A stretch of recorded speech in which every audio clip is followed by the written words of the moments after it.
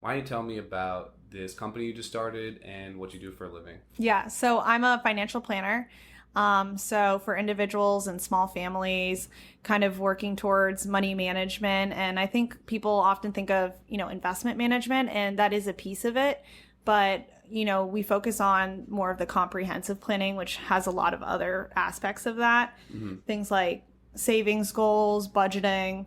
Mm-hmm. For people that are retired, I'm helping them find sustainable withdrawal rates to make sure that they're not overspending or going to outlive their assets and things like that. So I love it. I'm really passionate about it. I got introduced to it in undergrad when I was in finance, and I took a class that I just really enjoyed with a professor that was challenging, and he was a part of this financial planning, like kind of niche in the finance department.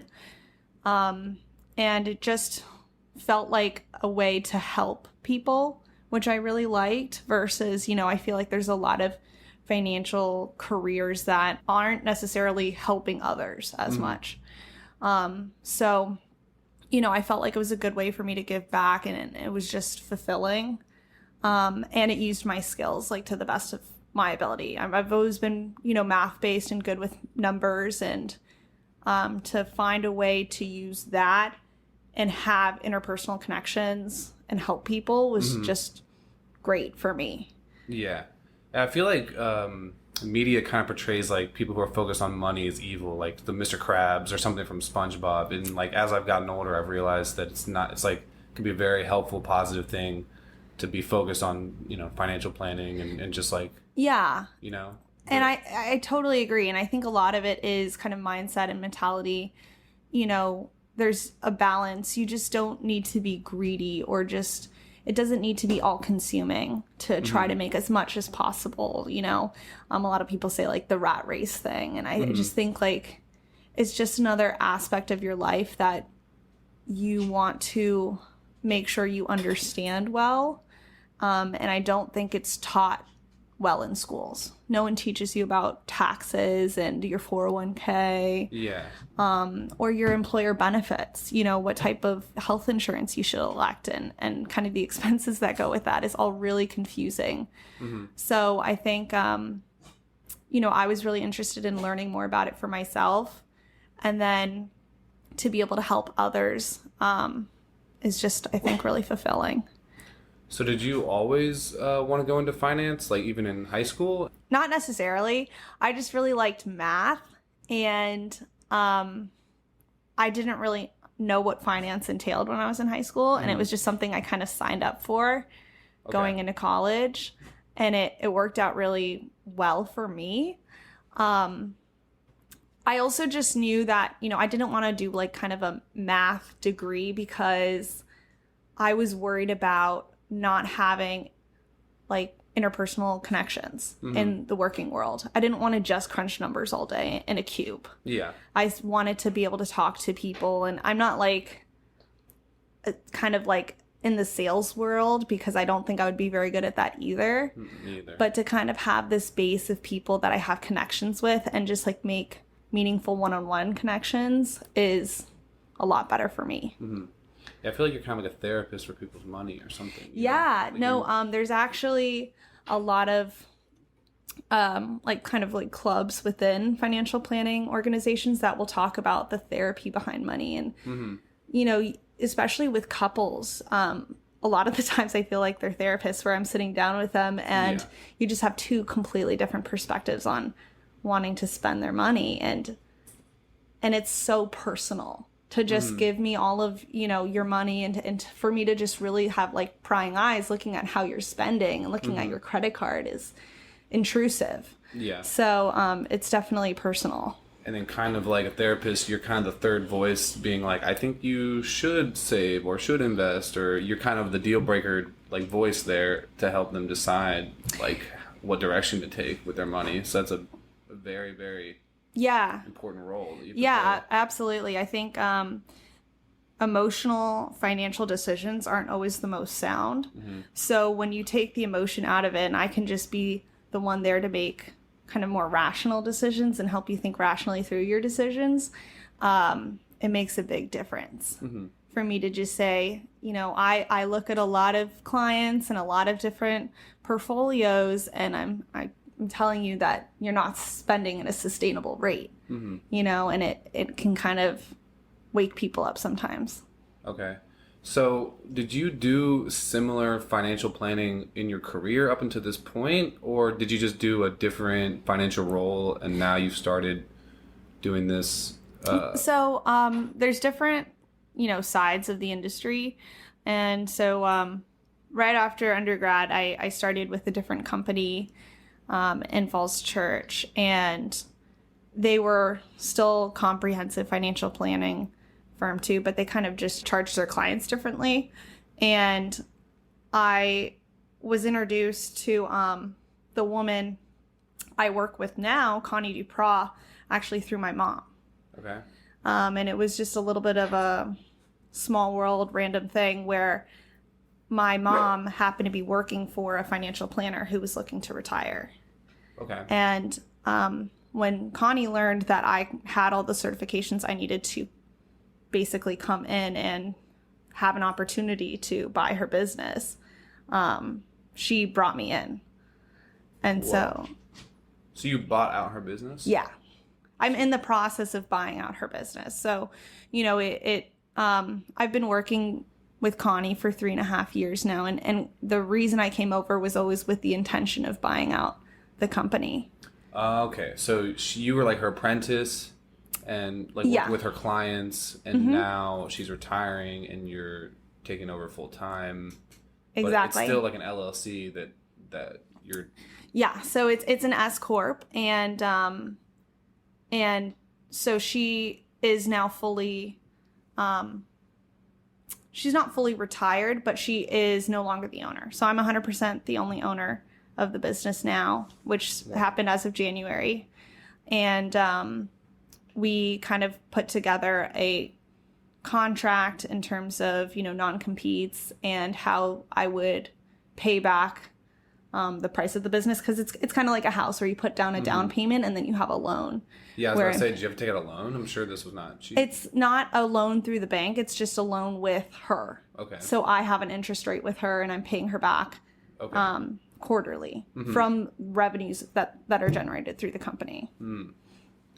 Yeah, I don't want to bash on your success at all, but this also feels like extremely lucky. Right? Yeah, I mean, right. This is like really a really great opportunity that seems to have just like timed out perfectly with her retiring and your career blossoming. Like, and it's also, a lot of life is who you know, which happened to be my situation with this. But I think it's also kind of common for this career type. This happens a lot, you think? Yeah. So lots of financial planners have smaller businesses. So it's kind of a small community in the Northern Virginia area. I know most of this, or many of the small financial planning companies in Northern Virginia. Okay. And some of them have, 4 or 5 owners, and some of them are just one owner who's eventually looking to retire and find a successor. And, similar like we've seen in society today, most of the owners are baby boomers, and they are very close to retirement, if not already retired. So it's been a big transition, I feel like, over the last, 5 to 10 years, and will continue in my industry for another 5 to 10 years to kind of go to the next generation. Yeah, I feel like the whole economy is like experiencing this turnover right now of like this big transition of wealth that the baby boomers had, and they're not going to have it forever, obviously. Like, it needs to go somewhere. And just across the board, it's got a lot of implications. Yeah, absolutely. So, and I liked Connie. I liked her business. I think the most important thing when you're looking to buy out a company like this is to make sure you like the clients. Yeah, so how did that go with transitioning the clients? Did you retain 100% of her clients, or was there any problems that encountered? Yeah, of course, I think that's the number one fear, retention, because obviously that's correlated to your revenues. So we were really fortunate that, since we did over a 3-year process, it was easier to introduce the idea to clients. So as I was brought into the company as an employee 3 years ago, it was also prefaced with, eventually, you know, I hope Natasha owns the company. And there were no guarantees, right? We didn't sign any contracts 3 years ago, but that was the intention, and it worked in our favor. Okay. So did you have a salary coming in? Yeah. Okay. And then you're transitioning out of that, I guess? Yeah. So I was a W-2 employee for 3 years. And did you take like a pay cut compared to what you could be making elsewhere in order for this like risk, like long term? Yes. Okay. Wow. That's a great point. So I definitely took a pay cut knowing that I'm kind of in it for the long run, right? For these long-term goals. And even now my income is not significantly higher because I have this big loan that I'm paying off quarterly. So, you know, another way to look at it is I have income like you do in the form of cash. And then I also have kind of this equity growing over time too, as I pay off the loan in chunks. Wow. So, you know, it's just unfortunate that, you know, being 29 years old, it's like Cody and I, my husband and I, could really benefit from having more money now to pay for a house or just plan for having kids and other things like that. But, you know, I think it's all a balance in competing goals. Well, it seems like a calculated risk and not just like a random risk. You know, that's something I struggle with, is that I'll take risks, but they won't be so calculated. So I'll just spend like all these hours building an app or something that it doesn't make any money.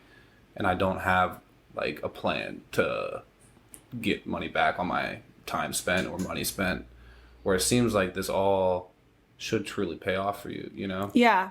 I think, I feel like that's an interesting point because I kind of look at things as people who are like big picture oriented versus like detail oriented, or kind of, you know, kind of just jump in and get started. And I feel like you're someone who like jumps in and gets started, and you just, I wish I was better at that. I feel like I'm someone who's big picture oriented and I have this big plan. And I'm not as good at the nitty gritty or the day to day, you know, minor things that go into it. Yeah. So.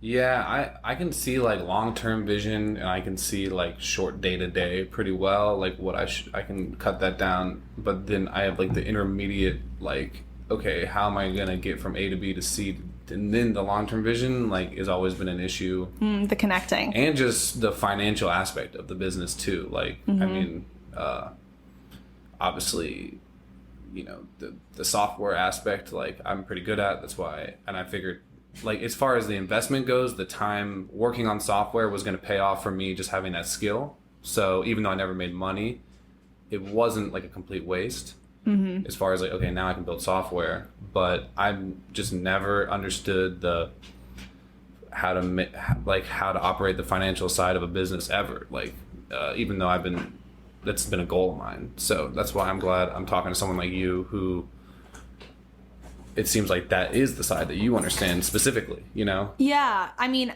I was super intimidated by being a business owner at first.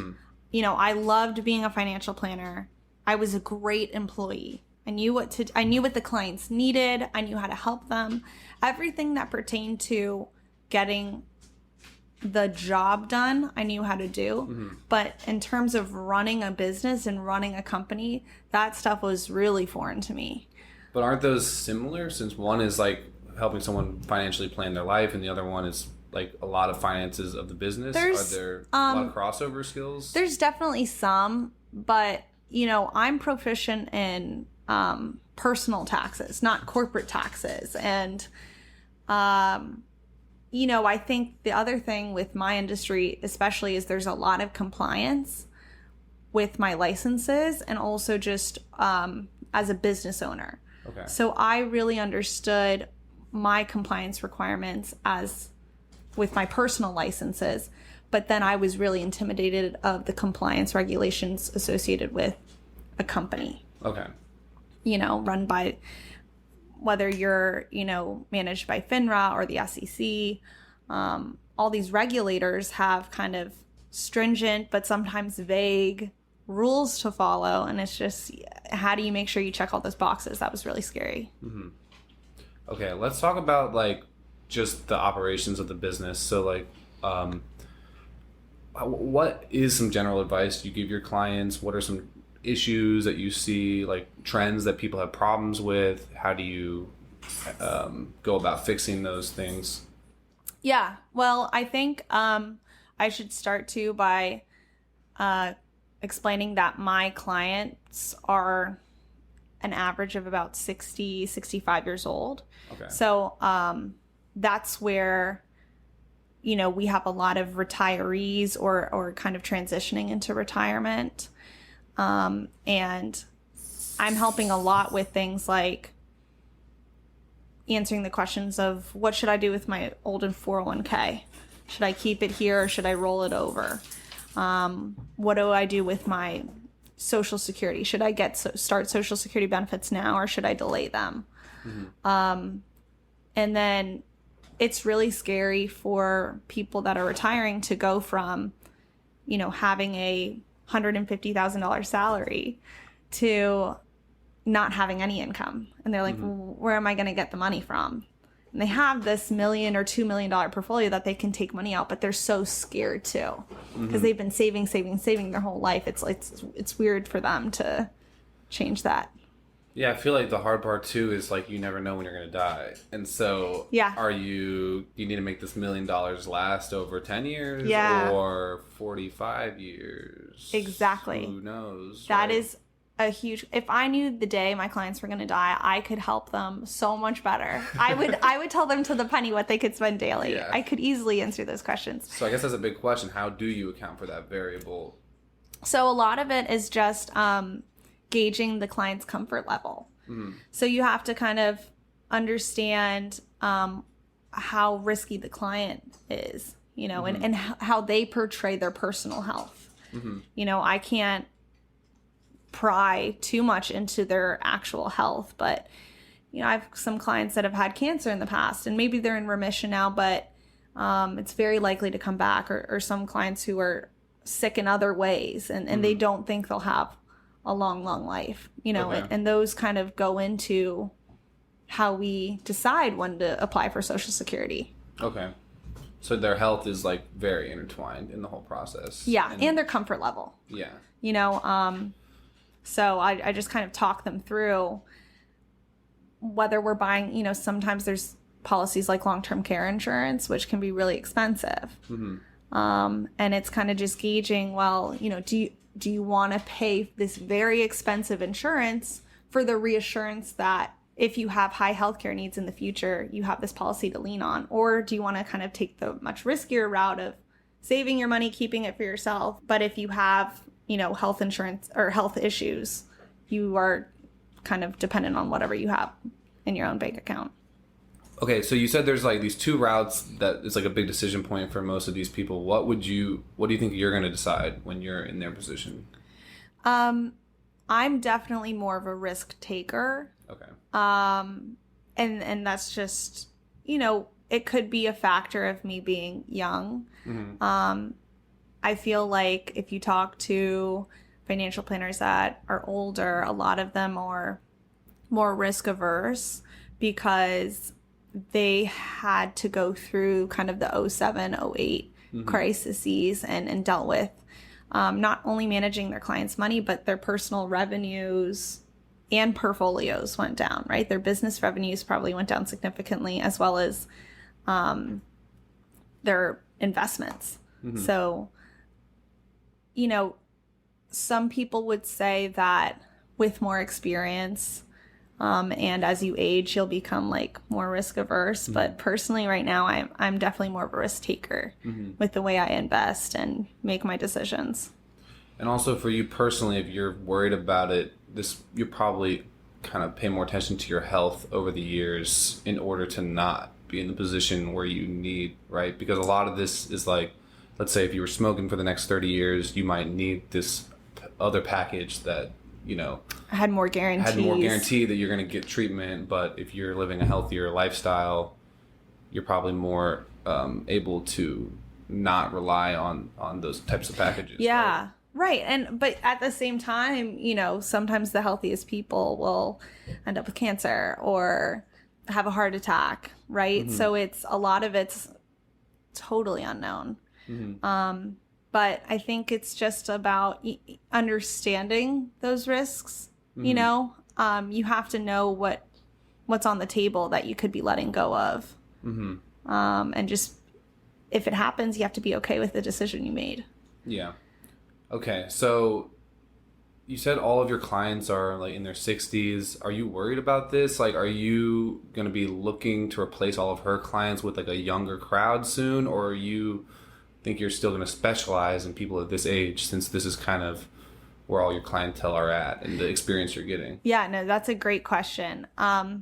So we have started kind of this concept of family planning for a while now. Where we are starting to bring on our clients' children by offering them some free services or free consultations to try to establish a relationship with that next generation. Okay. But, at the same time, when I think about it, and the way I say it to my clients is, well, you don't want to be the same age as your financial advisor, because if you are, the day you retire is probably the same day they are going to want to retire. Got it. So if you have someone that is younger, my career is probably going to be over the course of the rest of their life. So I feel like that's almost a little more ideal. And like we said, who knows the day they're going to die. But if I have a 60-year-old, they might live till around 90, and that might be around when I'm looking to retire anyway. But, I feel like it's also like my average client is 60 to 65, but I have some that are 40. I have some that are 80. So it really is a broad range. But you don't want to specialize like people in their 20s and 30s. Like, this is not... Yeah, I mean, hard to say that I don't want to. This is kind of just the book of business I'm starting with. Okay. And I think a lot of people have asked me too if I want to expand, and if I'm looking to bring on new business. And I mean, I just bought the business in January. So for me, I'm focused on retention and just kind of cleaning up the systems or processes that I don't like. And even just some housekeeping too on kind of making sure that changing things from Connie's name to my name have been completed or done correctly. And a lot of it is just maintenance and trying to keep my head above water. Cross your T's and dot your I's. Yeah. Stuff. And then I'll be looking at like what's next. Okay. How do I want to expand or market myself? I don't even know yet. Well, this could be advertisement.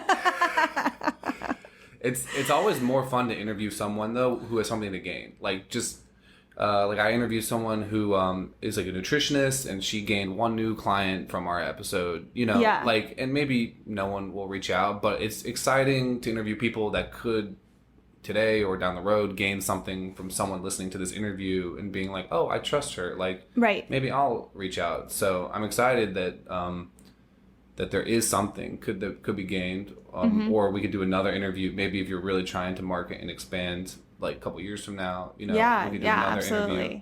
Because podcasts are a great way for someone to like really get to know you and trust you and like understand a little bit more from a personal level than just seeing like an ad in the paper, or even a recommendation from a friend is not as personal. Yeah, no, absolutely. And I think for me too, I am really passionate about like educating people. I feel like I've had plenty of conversations just at work happy hours with Cody, my husband, where I'm just kind of sharing a little bit about what I do, or maybe avenues that they can help themselves without expectations of bringing on a new client.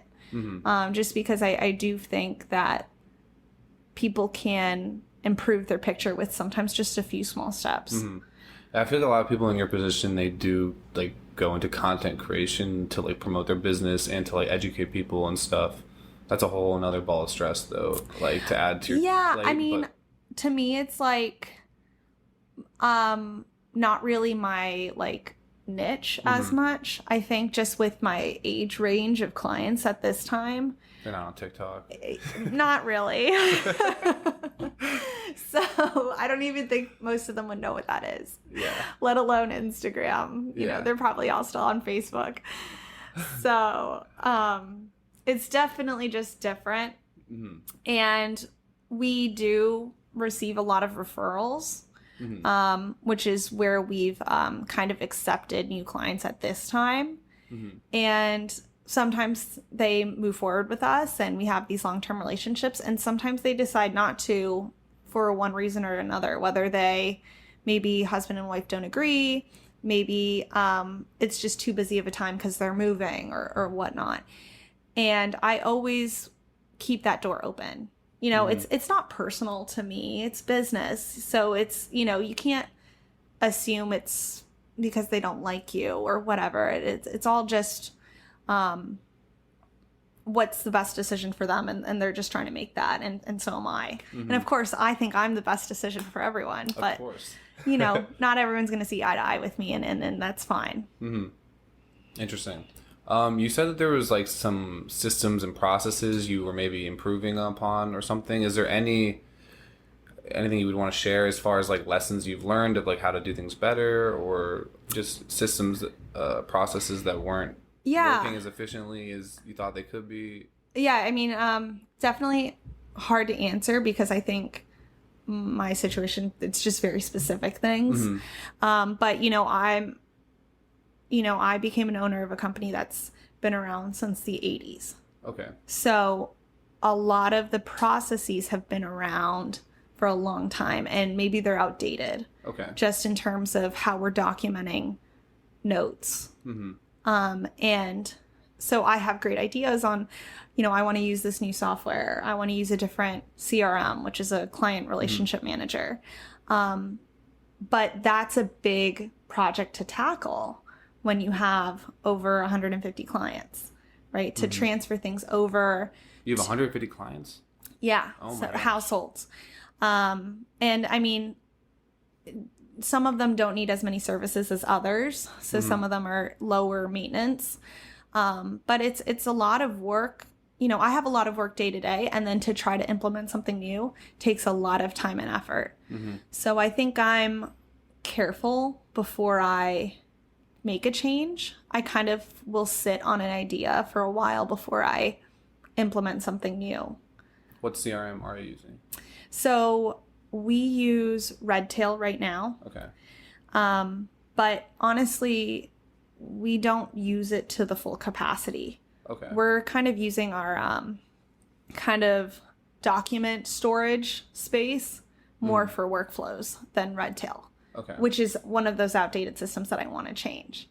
Got it. But, now looking at it, I'm glad I didn't jump the gun, because we have this relationship with a broker dealer who is being bought out, and now we're having a whole new sweep of technology come through the door in just a few months.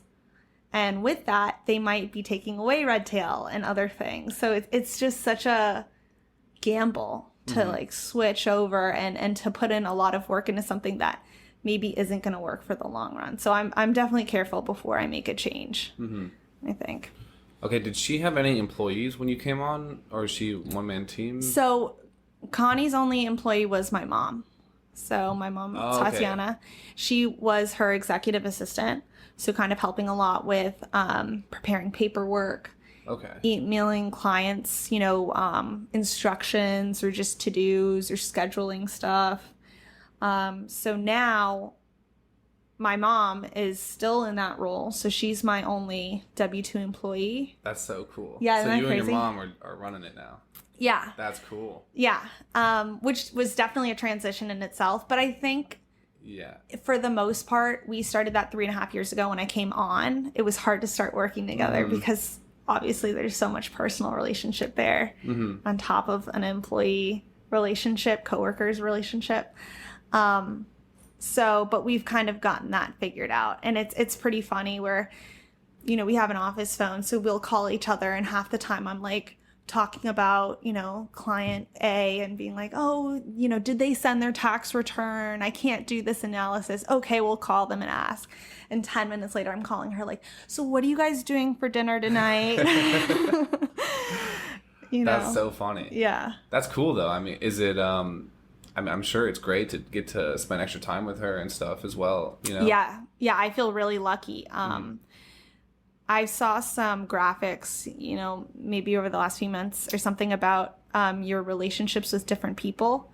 And like you spend 90% with your parents by the time you're 12 or something. Yeah, like exactly. I think I saw that too. Yeah. And it's so sad. And I'm really close with my parents, and I love that I get to spend so much extra time with my mom. And at the same time, some days I definitely want to kill her, and I'm like, I can't talk to her anymore. And because I think, with your mom as your coworker, you lose a lot of that kind of like playing nice, or just like, there's no passive aggressive comments. It's only aggressive comments when you're mad at each other. There's no subtleties. So that's pretty funny, but that's exciting though. Yeah. But I can see the pros and cons for sure. Yeah. When how old were you when she started working for this company? So she's worked there a long time, I think 15 years now.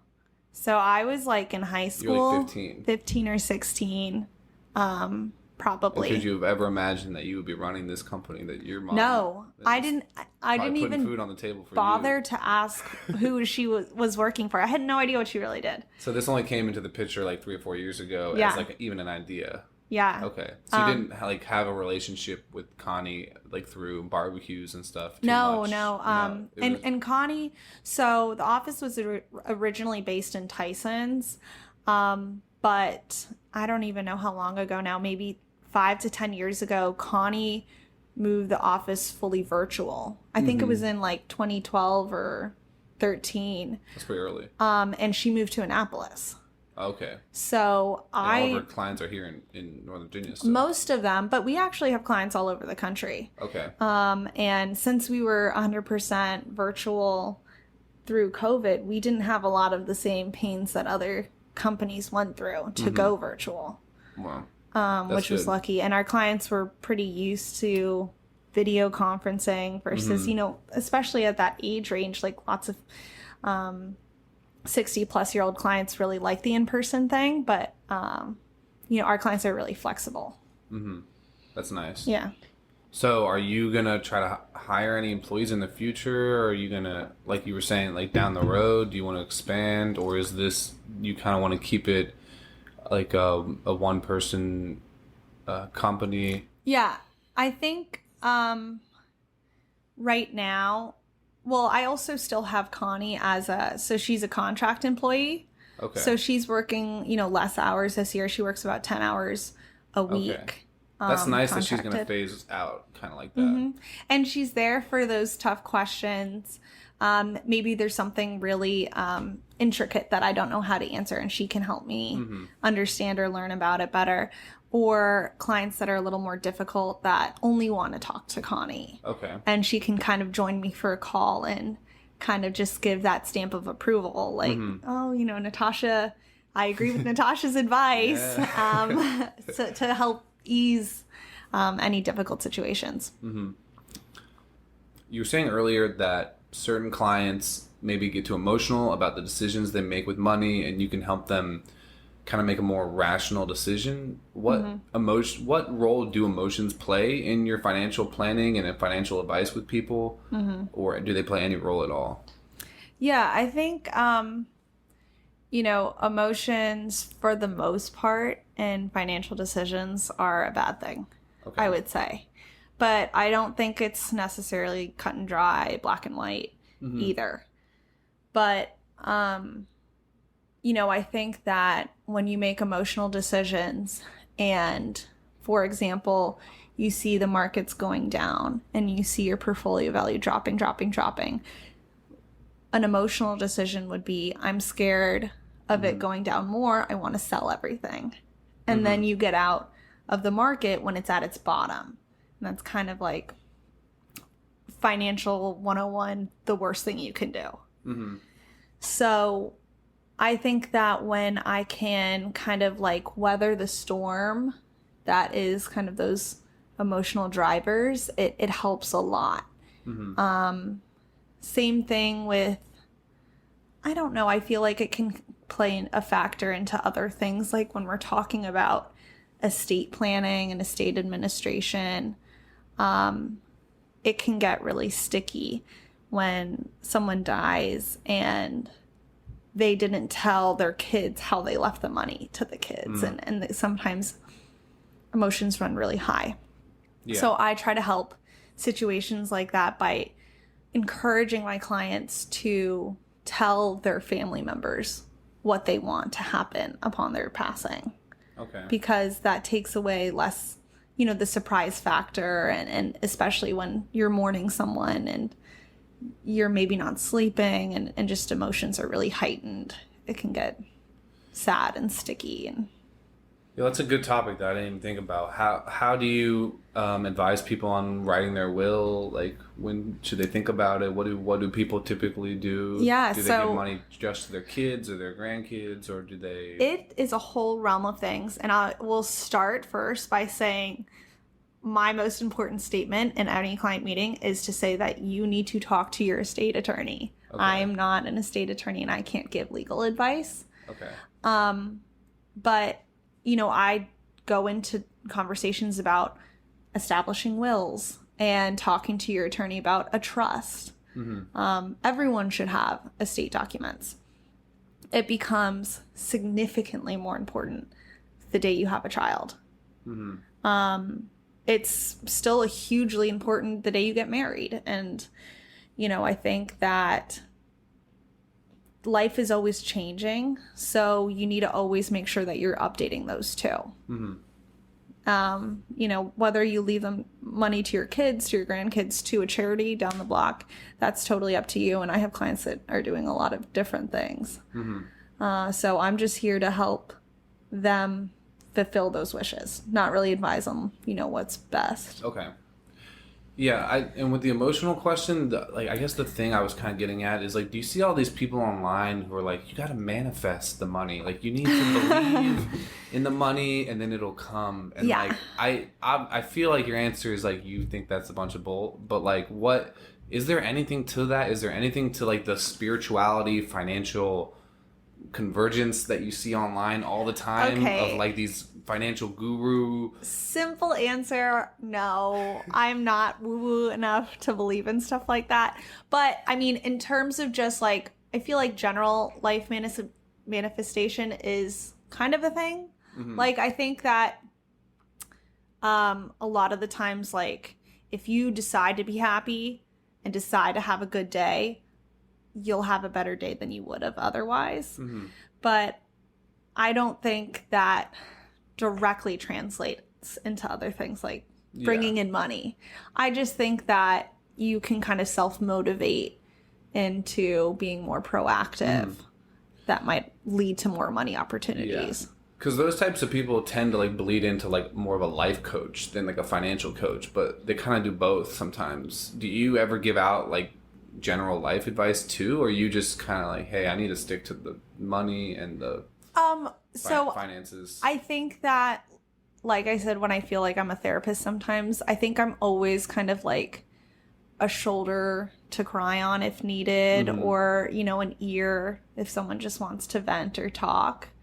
But I don't really advise as much in that realm. So you listen to all life problems, but then you try to output specifically financial advice. Yeah. And I mean, I think I would say things like, well, I think it might make sense to introduce your daughter to this conversation if someone's just really worried about what their daughter's going to think. Or, I try to solve problems where I can too, but it's definitely not my expertise, I guess. Okay. So I can offer solutions I think of, but they're not really that profound. Got it. Okay.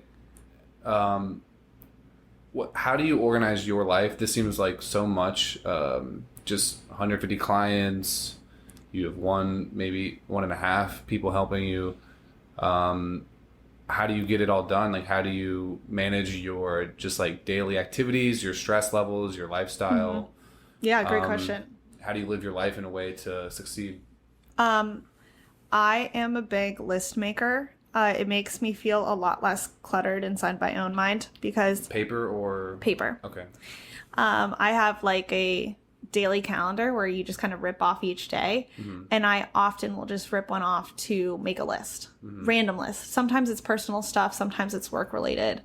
Sometimes it's a BJ's list. You know, it really does range from a lot of different things. And once I can get all of that written down, I feel a lot more level headed. Because if I feel like I'm just trying to retain everything in my mind, something's going to slip through the cracks. And then that's kind of just for those immediate thoughts and fleeting things that happen. I think for work in general, I live on our calendar. Okay. I'm always throwing things on the calendar. If it's Google not calendar? Outlook calendar. Outlook calendar. So that's so that's for work. I actually live on my Google Calendar for personal life too. Do you use Calendly or something to let clients schedule meetings with you on their own? We haven't yet, but I've the old company I worked for did, and I thought it was very clever and would definitely want to introduce that eventually. But like with 150 clients, you also might not want them just showing up on your calendar any day as well. Yeah. I don't think you would ever be something where I added it to my email signature. Yeah. But I think I would share a link. With specific people. Yes, as it warranted or was needed. So like as you're scheduling the meeting, give them more freedom, but not just have like an open door type of policy. Yeah. I feel like that would be overwhelming for you. Right. And I think at the same time, I want to encourage my clients to reach out whenever they wanted to. But I think that if I just had something randomly pop up on my calendar, I would definitely be reaching out to ask why, you know, what is this meeting about? Because I also do a lot of prep before the meeting to make sure that I'm answering as much as I can. So, and there's less follow-up. But yeah, you know, I think I have lots of conversations or meetings with clients where the result will be, I think we answered everything we can right now, but we won't be able to answer the next part until we know how your 2023 tax picture looks. So I have to throw something out into May of 2024 to circle back on this conversation. So that's where I lean into the calendar a lot for stuff like that.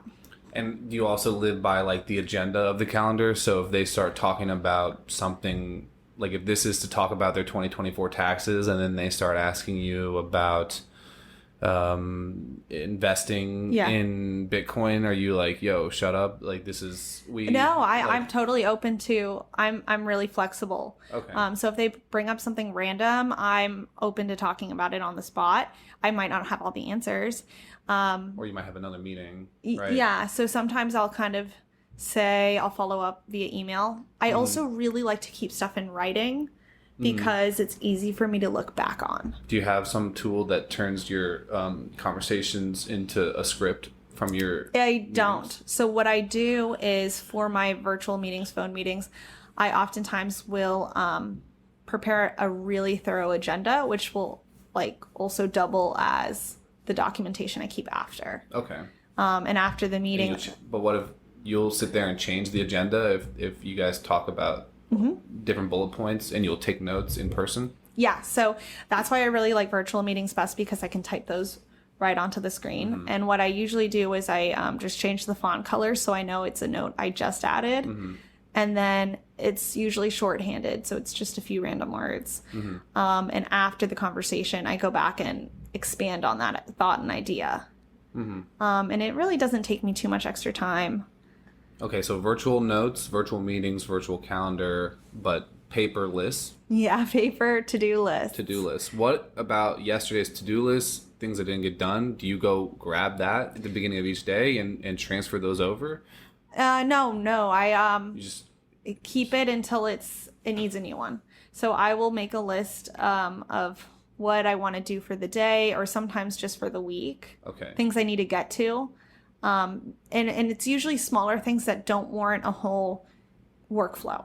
Okay. It's just something I need to call the client, and it's something small. Call the client to remind them to send their tax return. Okay. And maybe there's 10 things on my list, and once half of them are crossed off, maybe I start a new one. Mm-hmm. And that can happen in a day. Sometimes it's a week. Sometimes I have one for like a month ago. Mm-hmm. Because it's not as like there's things on it that just aren't as important or aren't immediate. Okay. So I don't know. It's, I guess, a little random. Do you have like specific wake up routine, like go to bed routine, like specific things that keep you in check? I thrive with a routine, which is something that was really hard for me to start doing because by nature I don't want to be routine based. Mm-hmm. I'm a night owl and I like a regular schedule. But I've found over time that if I go to bed at the same time every night and wake up at the same time every morning, I feel much better. I'm more productive.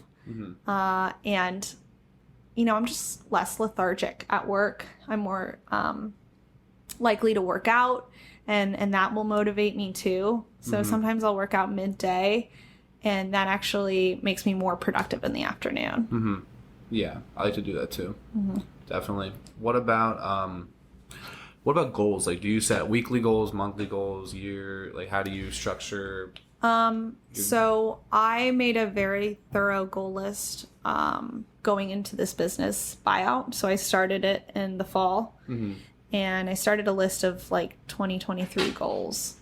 Okay. And a lot of them were, I kind of try to do due dates of when I wanted them to be accomplished by. Mm-hmm. For end of first quarter, by the end of June, or what have you. And so I've kind of gone back and looked at those, and some of them had to be adjusted, and some of them were done, and some of them weren't necessary. Mm-hmm. Okay. So it's really big goals. I don't do it for like the day to day. So, but quarterly kind of then is like for the year goals, kind of. Okay. How's it been working at home? Do you have an office space here? Like what? Yeah. So I have an office upstairs, mm-hmm. and we have a sunroom that I have a second desk in, which mm-hmm. I've been using for like warmer months. Mm-hmm. So I work there almost all the time unless it's too hot. Yeah, I really like that best. I struggle with the work from home thing sometimes because you don't have anyone really to keep you accountable. Mm-hmm. And same way as a business owner, you don't really have anyone to keep you accountable. So that can be difficult at times to just self-motivate. Mm-hmm. So I've found that if I'm really struggling to get a task done and I just keep picking up my phone, I will just stop trying to get it done. Mm-hmm. Even if, I have to leave early from work and I really should get it done now, like I'll just take a 5 to 10 minute break and do something else that's productive around my house, whether that's load the dishwasher or switch the laundry, something small, mm-hmm. and then go back to trying to do the task. And I find that I'm usually much more productive. Oh, and I remember one other thing we wanted to talk about, journaling. So last time we hung out, you mentioned you journal, and maybe this was something recommended by a therapist. So yeah. Does that play a big role in how you run your business or just personal? And you said sometimes you're just alone, like does this therapist play a role of someone, at least someone else that you can go rely on for something outside of this company that you're running? Yeah. I mean, I lean on my therapist a lot for just giving me help with mental clarity. Mm-hmm. I think she's helped me so much to kind of just sort through my thoughts and feelings. And I think I'm someone who is pretty emotionally intelligent. Mm-hmm. And so it's just cool to work with a professional who I can kind of go to and say, like, I know what I'm doing wrong and I know the bad habits that I have. Help me make them better. Mm-hmm. And she just gives me really good ideas on how to expand and grow emotionally. I feel like with your personality, you would go into those meetings with an agenda for her. So, okay. I 100% go in with topics I'm going to talk about.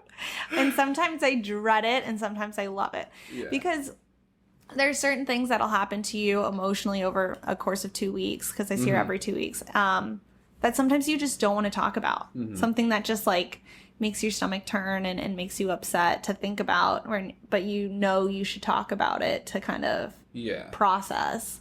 do you have a hard time processing emotions when what you do every day is just financial numbers and like putting emotions to the side? Like do your own emotions get neglected in this whole process? Oh, absolutely not. I think, No. no, Oh. not at all. I think that I really like what I do because I feel like I'm helping people. Um, so it doesn't take that much emotional energy or emotional stimulation. So then when I am having my more personal relationships with family, friends, Cody, I'm more invested Okay. and emotionally energized.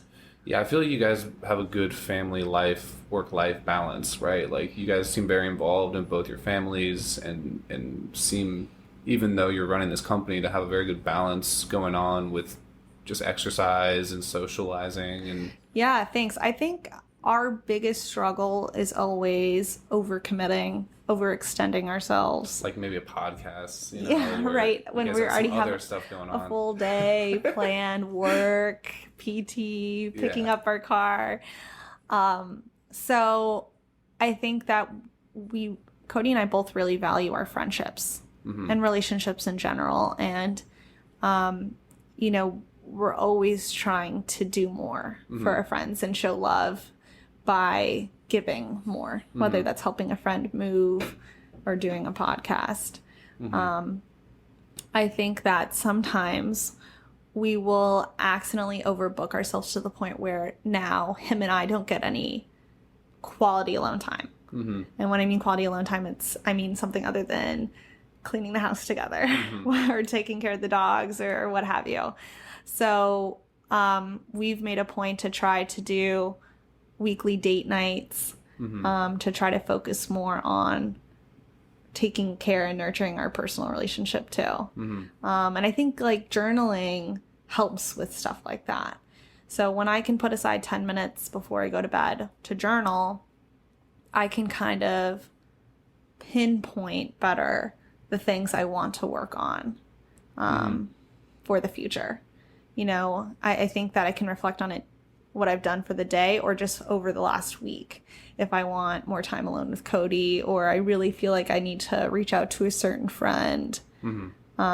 So I think that journaling can kind of just help promote those thoughts and ideas. You seem to have a sense of like, this is what you were meant to do, right? Like this, do you feel like doing this job like serves God or the greater good in some deep, meaningful way? So I don't necessarily think that this is what I was meant to do. I think that this is what I chose to do, and I am happy with that decision. Okay. I always say this example too about Cody. I love Cody endlessly, but I don't necessarily believe in the concept of there's only one person for every person. I think that Cody is the person I chose, and him and I are gonna create a beautiful, loving, long life together. But if after I graduated college, I moved to Chicago, I probably would have met and married someone else. But I'm dedicated to this life and to this career and to this husband, and I know Cody well enough, and I know I can create a happy life with him. And I kind of feel the same way with my job, where like, I know I like what I do. I know it is something I love, but it can also just become something I just absolutely am so proud of. And I just kind of have to nurture it and take care of it and kind of help grow that. What are the other career-wise? What are the other like paths that you consider taking? Considered taking, probably not many, but just knowing myself now, I think that I could have, for example, I think I would have loved to be a therapist, or maybe a teacher. And I don't think maybe necessarily like a young teacher, but maybe like a professor type teacher, which is something I could still maybe do, I guess. Because you like the education side of the financial planning too. Yeah, I Okay. love educating others. And I think that kind of like young adults are just so willing to learn. And I like that too. So I do think there would have been other paths that would have fit me well too, but I am very happy with the one I chose. Just one more question about the financial. Do you have any just general advice for young adults planning out their finances, just like tips, tricks, or just like what kind of mentality to have towards money?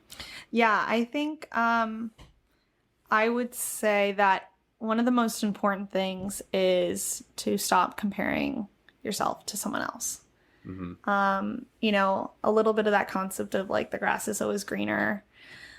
You know, people are going to be at different places and make different amounts of money and have different goals.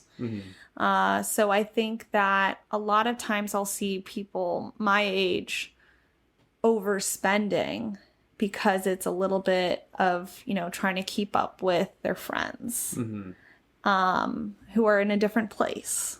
And maybe they just make a lot of money or who knows what it is. But, you know, there's no rules to what you need to do and what you have to do. You don't have to buy a house by the time you're 30. You don't have to drive a certain car to show that you're successful. You know, Cody and I focus on our budgeting based on what we make and what we want to save. And then we fit in everything else. And we try really hard not to compare ourselves to others because it's just different. Yeah, my friend who's a therapist says you got to meet the clients where they're at. And I feel like with the finances, it's like someone might be in debt, trying to get out of debt, and someone might be time to invest, but, you know, they're just all over the map, different areas or different, they're on a different like journey and a different scale of things. So, you know, it's difficult to try to compare yourself to someone who maybe didn't have to take out loans for college where you did, or you know, something like that. Exactly.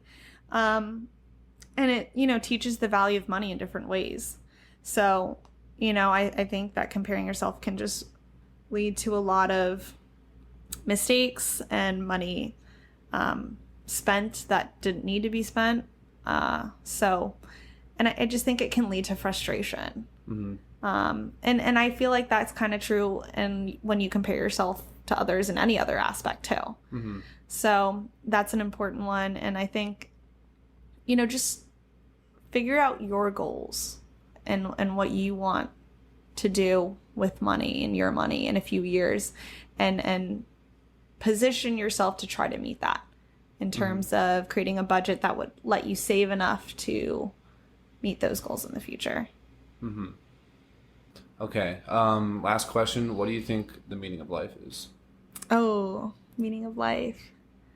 I think that everyone's goal at the end of the day is just to be happy.